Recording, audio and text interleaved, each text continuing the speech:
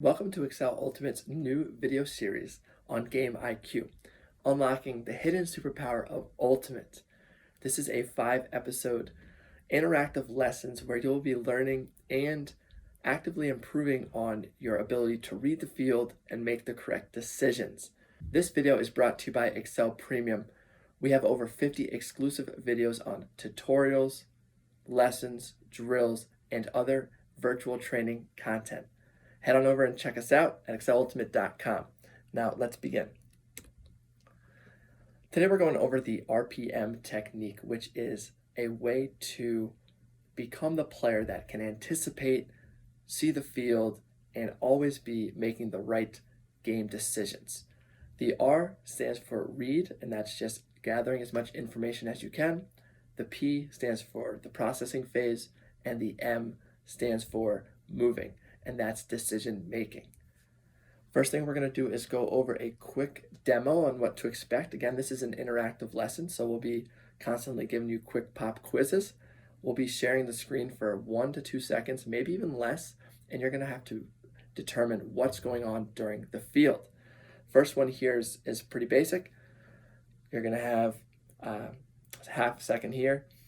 3, 2, 1. Okay, that was quick. No pausing, no rewinding. This is, learning on the fly. 3 questions. What 2 colors are playing against each other? What colors on defense? And how would you describe what's going on during the play? Give you a few seconds here. And we're going to head back. Okay, so white versus red. Looks like red's on defense. You can tell by the mark, and white's throwing the disc. And you have a end zone set, isolation, front of the stack, and a goal is about to occur because it looks like the throw got off to the break side and the cutter is open. Now, there's a lot of levels and layers on what you can, extract from this. I was able to see the picture for minutes. You only had a half a second. The longer you play and the better you get, the faster you can start to make these reads and reactions based on a split second like this. So if you're a little confused, that's fine. This lesson is about increasing that ability so you're in the right spot. If this was pretty easy for you, then that's great. You're starting to read and process pretty quickly already, and we'll hopefully be able to add some advanced tips as we go. Okay, quick RPM example from the field. Let's say you're a thrower. You have to read the field, look for your cutters. Processing the field is seeing the cutters, their speed, angle, and the defender, where they are. That makes a big decision on your movement phase, which is where you should throw the disc. Should you pump fake it? Should you put it out to space? And this is based on, again, reading, gathering the information, processing that, and finally making the correct decision. Let's break down each of these from a downfield defense example. That'll help give you a better example on each of the read, process, and movement phases. For the read here, we have a few awareness levels. As a downfield defender, the basic thing you need to know is where your player is. An optimal thing you might want to learn, and once you're really comfortable knowing where your player is and finding them, is what are your matchup's tendencies? Do they cut deep? Do they come under and huck? Do they just sit in the stack? This is things that, intermediate and advanced players are starting to read. Overload phase can be good and bad. If you're coming in new, you don't want to get too much information or else you get stressed, you get confused. But the more information you can get, if you can handle it, is the better. So a good player, you might want to be looking how talented is a thrower with the disc, because that's going to affect what your matchup can do. We have a second example here for each. Optimal level, you really want to know where the disc is. And another advanced thing, we call them overload here, but feel free to use external factors like the wind, the conditions, the weather, and that will also adjust your matchup. Quick 3 question marks here. Example 2, what is a very basic thing we need to know as a downfield defender? A couple seconds to figure it out. 3, 2, 1. What the force is. That's always helpful as a downfield deep. Okay, we're going into our new practical examples. Now we're going to take a look from the field. You're going to be a thrower. We're going to start you off with a free one where you have a flat mark here looking downfield. Now the next slide is going to come at 1 second or less, and you're going to have to extract and read the information. 3, 2, 1. Okay, what did you read? Give you a couple of seconds here to think about what you saw, how to express it, and then we're going to head back and break it down together. Okay, 3, 2, 1, going backwards. Okay, here it looks like we're reading a reset. We're looking downfield with a flat mark. Now we turned, and our reset in white is looking for the swing. Now reading some of the body positions, the defender is committed to that cut, pretty close.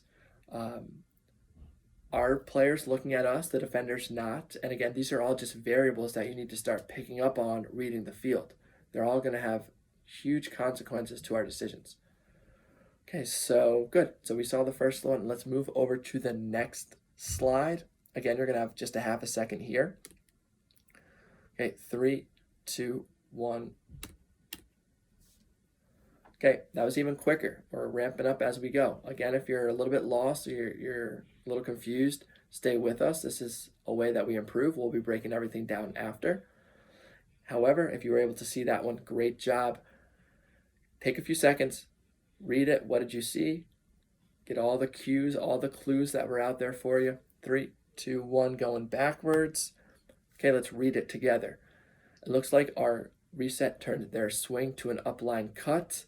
Our defender's close, and we have, not much separation, but we can read the defender is overcommitted, leaning left, whereas our cutter is going for the upline in a straight line.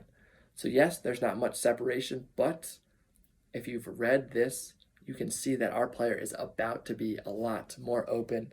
And if we keep going, you'll notice the separation there in the next frame. And even by the time the disc gets there, they're 4 yards ahead.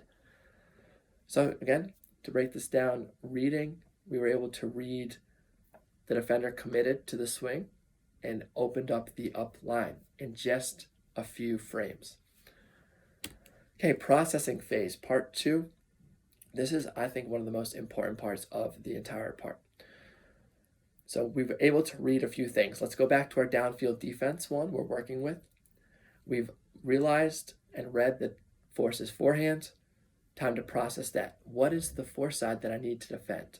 Now, this is the elementary beginner processing phase of thinking the question and answering it on the field. To improve on this phase, we need to start to make that question quick. That should be instinctual. You know the force is forehand. You know what that means. You can process that. You know where the foreside is. The more things we can make, instincts, the more energy we can spend on the harder processing things, such as we know 44 is their star thrower who hucks. Where does this player like to throw the disc? Okay, maybe even though it's windy or if it's a tough throw, they're still going to try to huck it. That's a little higher level of the processing that we can start to branch out on if we can make the beginner and optimal stages of the processing phase instinctual. Okay, here's another example. Let's go to the field. Now we're looking at our downfield cutter. We're going to be a thrower again. Let's mix it up. And we're looking for our cutter in white. Now we know the force is flick here. I'm going to show you the next slide for a half a second, and we're going to process what we're seeing. 3, 2, 1. Okay, that was a super quick one here. We have a few seconds to think about what we saw and what we can process. Then we'll head back and go over it together. Okay, 3, 2, 1. It looks like if we go back, our downfield cutter is starting their cut. We can start with the read phase and process from there. So I'm reading that they're starting their cut. I'm reading the defenders in a good spot on the force side. It's going to be a hard throw. But one thing that is a little tricky here, processing, is I'm seeing that it's just starting, and cutting takes a second or two to get that separation. So I'm going to stay with my cutter here. I'm not just going to say, oh, they're covered. I'm going to go look for my dump. I'm going to give my cutter a second to get open, because It's the beginning stages of the cut. Okay. Again, these aren't the only answers. If you have other things that you've processed, that's great too. I'm just kind of giving you what I'm thinking of. And since I was actually here throwing the disc, I can share some of my tips. Okay, next frame. 3, 2, 1. Okay, it looks like you have a few seconds to come up with the next, what did you process? All right, we're gonna go head back in 3, 2, 1, go over it together. Okay, the cut is definitely developed. It's developing, I should say. And it looks like the defender's in a great spot. However, you can process this quickly that our player's on the open side. We've won the open side even though they're close. So me as a thrower, I'm thinking if I just put the disc out to the right here, it's going to be caught because the defender can't fight through the body. Now let's go ahead and see what the next frame has in store. There it is. We have sealed the open side. I'm throwing the disc out to the right, and by the time the disc gets there, they've had the separation because the defender can't get through, and we're able to complete the downfield pass. All right, that's the example here. Let's move on to move, which is the decision making, M in RPM. Now let's just stick to the third column here. We just outlined the basic optimal and overload information. We've processed everything, and now it's time to the decision making. This is where we just move our body, right? If we know where the open side is, we need to make sure when our player's cutting, move your feet and stay on that open side. Optimal level, the disc gets dumped backwards. We need to be able to make the decision to now orbit underneath our player as a shield, so making that under harder, knowing that the deep is very unlikely. But at the same time is, if we're able to process their star thrower has it, we might need to make a different decision. Decision making is based off these small bits of information. So if we know their hucker has it, even if the disc gets moved backwards, we might need to stay a little bit behind our player, discouraging the huck and forcing that under. Again, the movement phase here is something we practice more than the other two, even though reading and processing I think is just as important. The movement and decision-making phase is kind of where we practice drills of footwork and throwing reps. So when the time comes to put these movements into place, we have them. But really you need to focus more on the reading and processing. I think that actually goes a longer way as developing as an ultimate player. Okay, we have a quick whiteboard test for you for the movement. This is a should I huck. You're going to see a graphic after this slide. It's going to appear for 1 to 2 seconds. Do you huck? 3, 2, 1. Okay, again, different format here. Whiteboard format. Again, just another curveball, just training the brain. Do you huck? Take a few seconds. And let's go back, work it together. I think the answer is a clear yes here. I think our help defender is committed to that break side under with our deep cutter, and the player who's up now cutting deep has steps and separation, almost sealing the open side as well, and we can put this easily out to space. Answer is yes. Okay, next one, last example of the lesson. You're going to see a graphic after the slide. One question about the force. 3, 2, 1. And the question is, do you huck? Take a few seconds. Let's work it together. And going back. Now the question is changed, or the question's the same. Answer's changed. You don't huck here. You have the help defender peeling off. But the bigger part was this was a trick question.